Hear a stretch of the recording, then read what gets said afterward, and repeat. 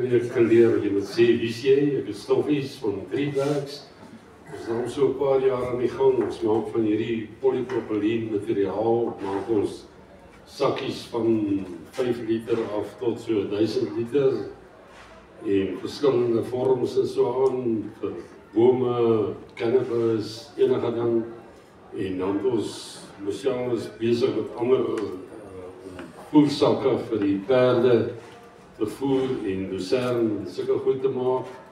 So ons is redelik bedrywig, enige iemand wat snaakse goed het, hierdie is nou maar net sommer 'n kruie of herbs and spices tipe sakkie. Ons is besig om met ouens te gesels om tipe rakke te maak wat moontlik by Builders Warehouse en daai plekke heen sal gaan, maar as julle met ons wil gesels hierdie kant, altyd welkom. Ek het nog so 'n paar besigheidskaartjies rondom landbou, kan ons ook so 'n bietjie inligting probeer gee.